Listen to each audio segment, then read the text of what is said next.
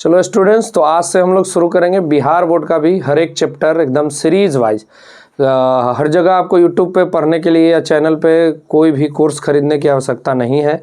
आप यूट्यूब से एक एक चैप्टर करके एकदम क्लियरली देखें और देखने के बाद आप अंतर महसूस करेंगे। हर चैप्टर का डिटेल एक्सप्लेनेशन, पीछे का जो क्वेश्चन पूछा गया है बिहार बोर्ड के द्वारा विगत वर्षों में, पिछले कई वर्षों में, वो सब आपको दिया जाएगा। तो जो हम लोग का चैप्टर 2 है ना, चैप्टर आपका जो 2 है ना, उसका चैप्टर का नाम है बहुपद। ठीक है, बहुपद यानी इंग्लिश में इसको हम लोग पॉलिनोमियल कहते हैं। क्या कहते हैं? पॉलिनोमियल।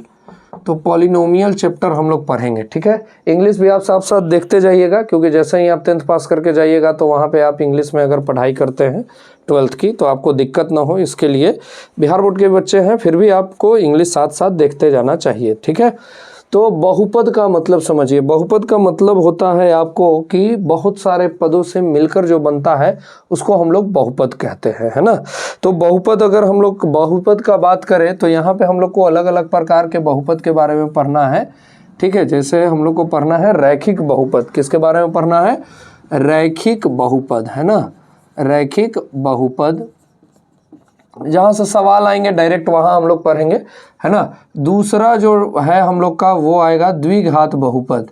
क्या आएगा? द्विघात बहुपद। ठीक है, ये आगे चल करके एक चैप्टर बन जाता है द्विघात समीकरण के नाम से। ठीक है, और तीसरा जहाँ से हम लोग को थोड़ा बहुत सवाल आता है वो आता है त्रिघात बहुपद। क्या आता है? त्रिघात बहुपद, है ना। अब देखिए, इस सब में एक चीज़ आपको दिख रहा होगा, ये घात दिख रहा है, घात, है ना। अगर आपने पहले से पढ़ रखा होगा तो घात का मतलब आपको हम समझा देते हैं। घात का मतलब अंग्रेजी में इसको हम लोग डिग्री कहते हैं, है ना, डिग्री, डिग्री कहते हैं। ठीक है, तो घात का मतलब क्या होता है कि मान लीजिए कि ये क्वेश्चन है 3x के पावर 3 प्लस 2x के पावर 2 प्लस x प्लस 6। तो अगर इसका घात का बात करेंगे तो घात वह संख्या, वह पावर कहलाता है जो सबसे ज़्यादा हो। तो बताइए इसमें सबसे ज़्यादा घात कौन है? सबसे ज़्यादा घात कौन है? 3 है, तो घात क्या हो जाएगा? 3। तो आप ये भी याद रखिएगा, क्योंकि एक प्रकार का क्वेश्चन आपका ऐसा भी आता है जिसमें सिर्फ और सिर्फ क्या पूछ देता है कि घात कितना है। इक्वेशन दे देगा और आपसे पूछेगा कि इसका घात कितना है। तो घात का मतलब हो गया कि पावर में देख लीजिएगा, जो सबसे बड़ा होगा वही क्या कहलाता है? घात कहलाता है। तो रैखिक बहुपद का मतलब होता है कि वैसा बहुपद जिसका घात कितना हो? घात कितना हो बाबू? 1 हो, है ना। जिसका बहुपद का जिसका घात 1 है उसको हम लोग रैखिक बहुपद कहते हैं। जैसे एग्जाम्पल के लिए आप समझिएगा तो ये हो गया ax प्लस b, है ना, बराबर 0। जैसे हम लोग एकदम नॉर्मल सा एग्जाम्पल दे तो 5x प्लस 6 बराबर 0, है ना। तो इस तरह का। अब देखिए, इसको अगर आप आंसर निकालिएगा तो x इक्वल टू कितना हो जाएगा? 6/5, है ना।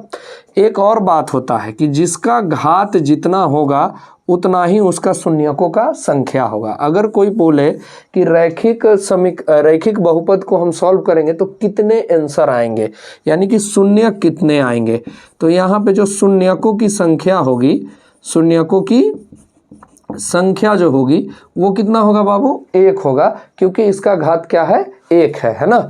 अब आते हैं हम लोग दूसरा, क्या? द्विघात बहुपद के बारे में। किसके बारे में पढ़ते हैं? द्विघात बहुपद के बारे में पढ़ते हैं, है ना। देख आ जाइए। अच्छा, यहाँ पे मिस्टेक हो गया, देखिए। हाँ, अगर कोई छोटा सा मिस्टेक हो तो बताइएगा। द्विघात बहुपद का मतलब होता है कि वैसा बहुपद जिसका घात कितना हो? घात कितना हो बाबू? 2 हो, यानी कि जिसका सबसे ज़्यादा वाला पावर क्या हो?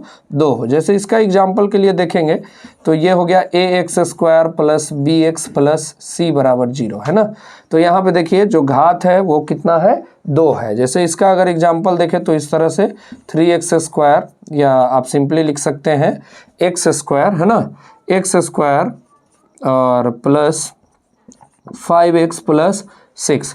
तो ये आपका, जब यहाँ पे आप x का वैल्यू निकालेंगे तो x का दो वैल्यू आएगा, एक आएगा x का अल्फा और एक बीटा, जिसके बारे में अभी हम डिटेल में चैप्टर के अंदर पढ़ेंगे, है ना। तो अगर यहाँ से आपको शून्यकों की संख्या पूछे कि इसको सॉल्व करने पर शून्यकों की संख्या कितनी आएगी, तो शून्यकों की संख्या यहाँ पे कितना आएगा बाबू, 2 आएगा। तो जो भी द्विघात बहुपद होंगे अगर उसको सॉल्व कीजिएगा तो उसका शून्यकों की संख्या 2 आएगा। हो सकता है दोनों इक्वल हो, दोनों अलग अलग हो, ये सब हम लोग आगे पढ़ेंगे। त्रिघात बहुपद का मतलब है बाबू कि जिसका घात कितना हो, 3 हो। त्रिघात का मतलब क्या है कि जिसका घात कितना हो, 3 हो। तो अगर इसका एग्जाम्पल हम लोग समझे तो क्या होगा, एक x³ plus bx² plus cx plus d, यानी कि यहाँ पे जो सबसे ज़्यादा वाला पावर होगा, जो डिग्री होगा, वो कितना होगा, 3 होगा। तो उसको हम लोग क्या कहेंगे, त्रिघात बहुपद कहेंगे। और जब इसको हम लोग सॉल्व करेंगे, क्या करेंगे, सॉल्व करेंगे, तो 3 वैल्यू आएंगे, है ना। एक का नाम आप अल्फा रख सकते हो, दूसरे का बीटा और तीसरा क्या हो गया, गामा। यानी कहने का मतलब कि x के कितने वैल्यू आएंगे, 3 मान आएंगे। x के कितने मान आएंगे, 3 मान आएंगे। तो फिर से यहीं पे वही बात लिख सकते हैं हम लोग कि शून्यकों की संख्या कितनी हो जाएगी, तो शून्यकों की संख्या आपका कितना हो जाएगा, 3 हो जाएगा। तो यहाँ से एक दो बात हम लोग को सीखने वाला और याद रखने वाली बात यह है कि घात किसे कहते हैं, तो जो सबसे ज़्यादा पावर होगा किसी भी नंबर का, किसी भी इक्वेशन का जो सबसे ज़्यादा पावर होगा, हाईएस्ट पावर, है ना, उसको हम लोग क्या कहते हैं, घात कहते हैं। ये रैखिक बहुपद उसको कहते हैं जिसका घात 1 होता है, और द्विघात बहुपद उसको कहते हैं जिसका घात 2 होता है, त्रिघात बहुपद उसको कहते हैं जिसका घात 3 होता है। और अगर रैखिक बहुपद है तो शून्यकों की संख्या 1 होगी, द्विघात बहुपद है तो शून्यकों की संख्या 2 हो गई, और त्रिघात बहुपद है तो शून्यकों की संख्या कितना होगा, 3 होगा। ठीक है, इसके बाद हम लोग आगे बढ़ते हैं। चलिए आगे हम लोग बढ़ते हैं। जो बहुपद था उसमें हमको जो मुख्य तौर से पढ़ना है वो क्या पढ़ना था, द्विघात बहुपद। क्या पढ़ना था, द्विघात बहुपद, है ना। तो द्विघात बहुपद के बारे में हम लोग पढ़ेंगे। तो द्विघात बहुपद जो है उसका आपको हम जनरल फार्मूला बताए थे।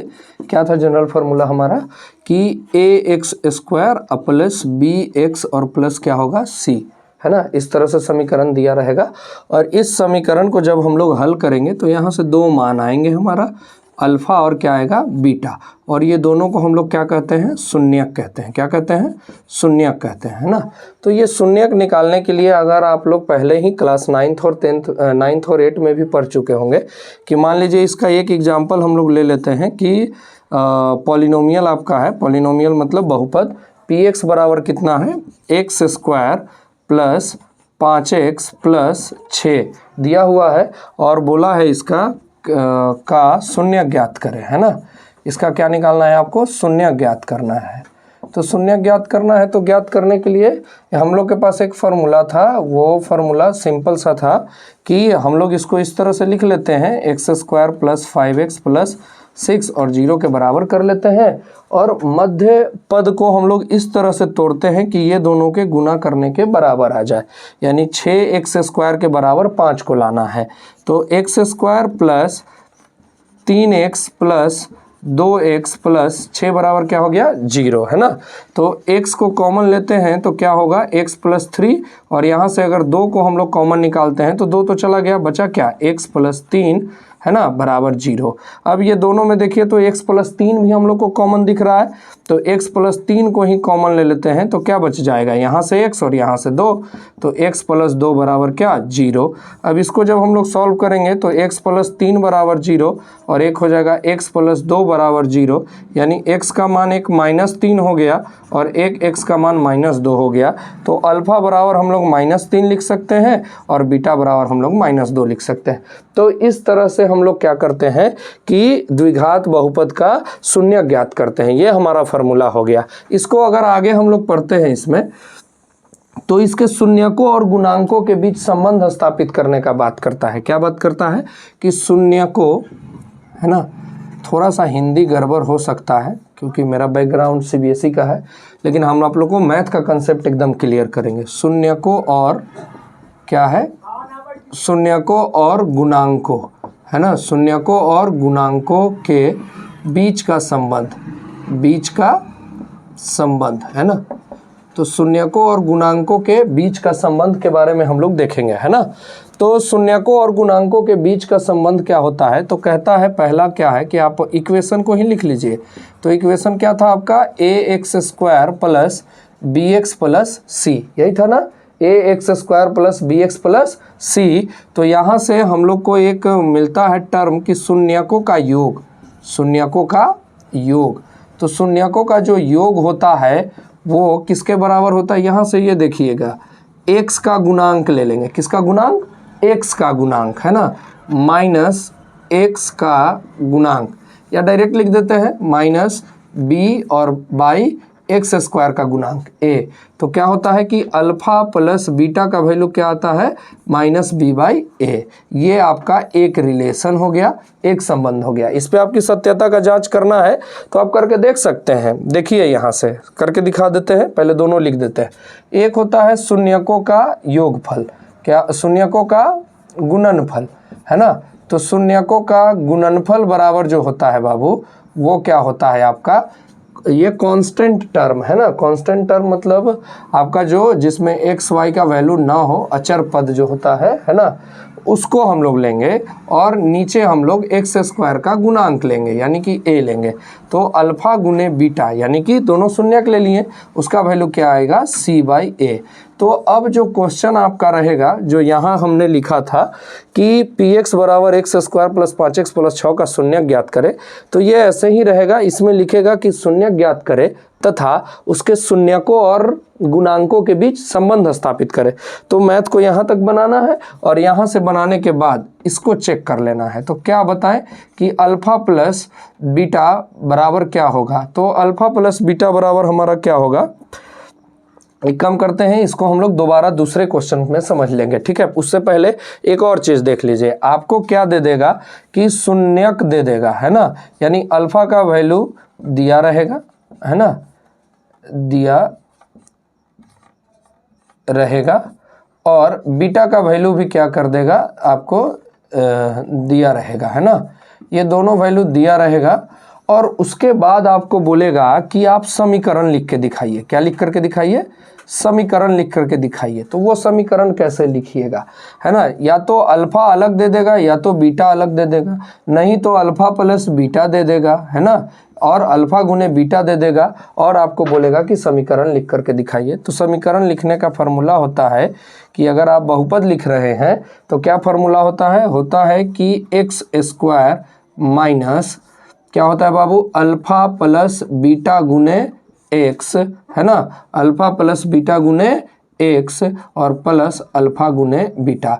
यानी कि 2 नंबर में तो कभी कभी आपको डायरेक्ट यही क्वेश्चन आ जाएगा, अल्फा और बीटा दे देगा और वहाँ से आपको बोलेगा कि आप किसका मान लिखिए, समीकरण का मान लिखिए। तो आप इस तरह से x square minus alpha plus beta गुने एक्स प्लस अल्फा गुने बीटा कर सकते हैं। चलिए आइए देखते हैं। देखिए ये क्वेश्चन बिहार बोर्ड का ट्रेडमार्क क्वेश्चन है, ना पूछे तो उसको मन नहीं लगेगा, खाना नहीं पचेगा। नीतीश कुमार अपने इसको बोलते हैं कि पूछिए एग्जाम में। ये मतलब हर बार का आने वाला क्वेश्चन है, 2 मार्क्स में आपका लगभग दिखेगा। ये 2 मार्क्स में आपको हमेशा ये दिखेगा, है ना। तो इसको बनाने के लिए सबसे पहले द्विघात बहुपद जो दिया है उसका आपको शून्यक ज्ञात करना है और उसके शून्यकों और गुणांकों के बीच के संबंध की सत्यता की जांच करना है। तो देखिए कितना सिंपल है। सबसे पहले जो हमारा बहुपद दिया है पी एक्स, वो क्या है, x square plus 7x plus 10 के बराबर है ना। तो शून्यक निकालना है तो ये हम लोग पी एक्स को 0 के बराबर कर लेते हैं, यानी हमारा x square plus 7x plus 10 बराबर किसके हो जाएगा, 0 के। अब हमको 10x स्क्वायर यानी 7 को ऐसे तोड़ना है कि बाबू रे गुना करला पर 10 आ जाए और जोड़ला घटेला पर 7 रह जाए, है ना। तो एक्स स्क्वायर और 7x को 2x और 5x के रूप में तोड़ देंगे और ये 10 बराबर क्या हो गया, 0, है ना। अब देखो इसमें से हम लोग क्या कॉमन ले सकते हैं। कॉमन लेने का मतलब केकरा निकाल दोगे तो कोई फर्क नहीं पड़ेगा। तो देखो एकरो में x है, एकरो में x है बच्चा, तो यहाँ से x को बाहर निकाल दो। तो निकालोगे तो एगो x चल गया तो के गो बचा, एगो, अब प्लस यहाँ से x चल गया तो बचा कुछ 2 और प्लस यहाँ से 5 को कॉमन अगर लेता है तो 5 तो चल न गया जी, तो कुछ बचेगा x। अब 10 में से 5 चल गया तो ना ऐसा तेज लड़का रहेगा तो कहेगा कि 10 में से 5 चल गया तब 5 बचा। अरे मत देख रहा, मैं भागा दे के चेक करते हैं। तो 10 में से 5 गया यानी कि 10 भागा 5, तो कितना बचेगा जी? 2। कॉमन लेने का ये तरीका होता है। तो इसमें हमारा कितना बचा? 2 और बराबर क्या हो गया? 0, है ना। अब देखो तो दोनों में x + 2 हमारा है, तो x + 2 ही को कॉमन निकाल लो। तो यहाँ से क्या बचेगा? x और यहाँ से क्या बचेगा? 5। अब बराबर क्या हो जाएगा? 0। अब दोनों को 0 के बराबर कर दो, x + 2 बराबर 0 और x + 5 बराबर 0, है ना। तो x का वैल्यू कितना आ गया जी बताओ? -2 और x का वैल्यू क्या आ गया? -5। यानी इसको आप अल्फा मान सकते हो। अल्फा बराबर क्या हो गया? -2 और ये आपका क्या हो गया? बीटा बराबर -5। एक तो ये काम कर लिए हम लोग। अब हम लोग इसकी सत्यता की जांच करते हैं। किसका? शून्यकों का। तो सबसे पहला हम लोग सत्यता की जांच में क्या थे? शून्यकों का योग।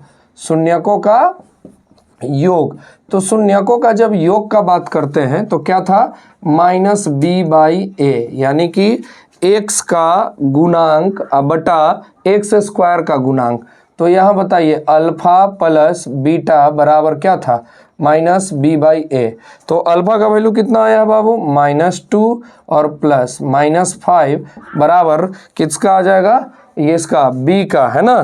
तो b में कितना है हमारा? ये बीटा b यहाँ आ जाइए 7, तो -7/1। तो ये कितना हो गया? -7 बराबर -7। देखिए ये दोनों सेम आ गया। तो ये दोनों जब सेम आ गया बाबू तो हम लोग इसको कह सकते हैं कि हमारा जो मैथ बना हुआ है वो क्या है? सही है।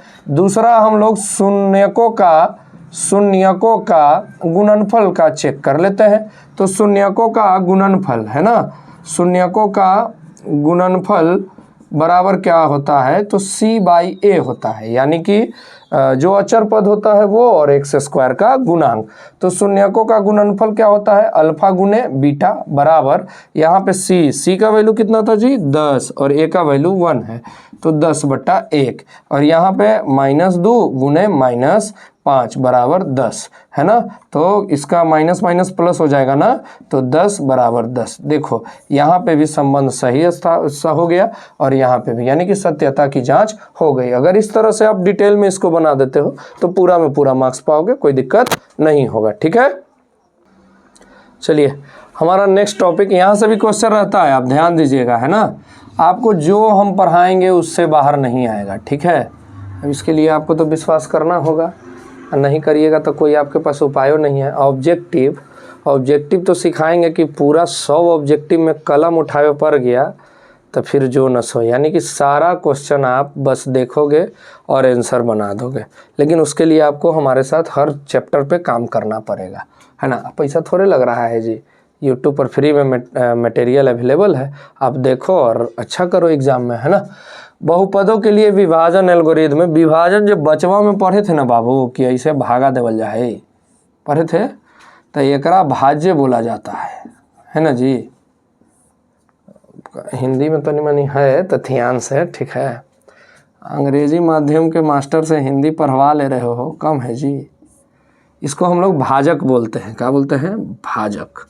इसको हम लोग बोलते हैं बाबू भागफल, है ना। जो निचवा बचता है उसको हम लोग कुछ बोलते थे? शेषफल, ठीक। तो ध्यान दो, अंग्रेजी में इसको डिविडेंड बोलते हैं, इसको डिविजर बोलते हैं, इसको कोसेंट बोलते हैं, इसको रिमाइंडर बोलते हैं। तो बचपने से ही बात एगो पढ़ा होगा। देखो इसे इसको माना जाता है, ये आपको क्वेश्चन में दिया रहेगा तो इसको gx बना देगा, इसको क्या बना देगा? Polynomial px। ये आपका भागफल हो गया कोसेंट यानी कि qx, और ये आपका शेषफल हो गया यानी कि rx, ठीक। इस पे एक हम लोग क्वेश्चन भी करके अभी देखेंगे, ठीक है। तुरंत यहीं पे हम लोग भागा कर लेंगे, कोई दिक्कत नहीं है। तो देखिए जो डिवीज़न एल्गोरिथम होता है उसमें एक फार्मूला होता है, फार्मूला क्या होता है यहाँ लिखते हैं।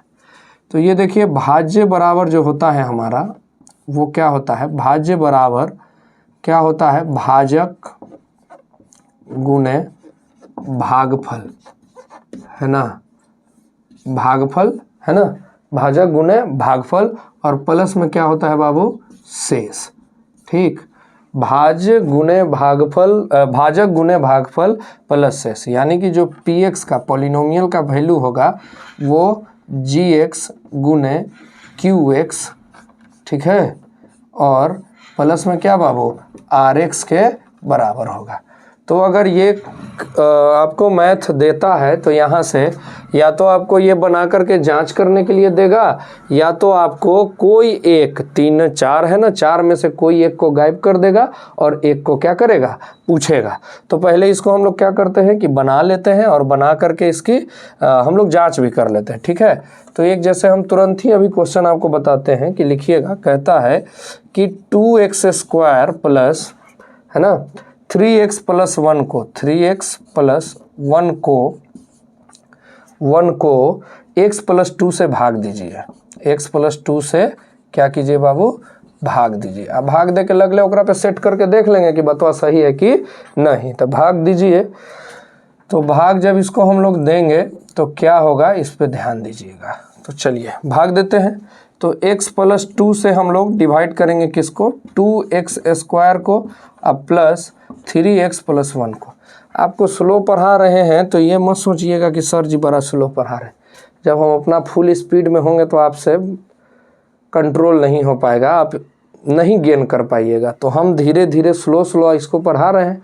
आप चाहें तो 1.5 गुना पे करके देख लीजिए, कोई दिक्कत हो रहे। ध्यान दीजिए, भाग का एक रूल होता है बउआ कि चाहे दुनिया में कोई कर्म करे पड़ जाए, पहिलका के निपटा देना है। पहिलका के क्या कर देना है, निपटा देना है। तो पहिलका के x के हमको 2x² बनाना है तो 2x से गुना कर देंगे जी। तो 2x से गुना करेंगे तो कितना हो जाएगा 2x², और एकरा में गुना करेंगे तो क्या हो जाएगा बाबू 4x। अब भागा में जन्मे करता है, जब घटता है तो साइन कुछ होता है बदल जाता है। तो ये प्लस है तो क्या हो जाएगा माइनस, और ये भी प्लस है तो क्या हो जाएगा माइनस। तो 2 से 2 बोल बम। अब यहाँ पे 4 में से 3 जाएगा तो क्या बचेगा बच्चा -x, क्या बचेगा -x, और यहाँ से उतर गया +1। अब इसको हम लोग फिर से इसको माइनस बनाना है तो कुछ नहीं -1 से गुना कर देंगे।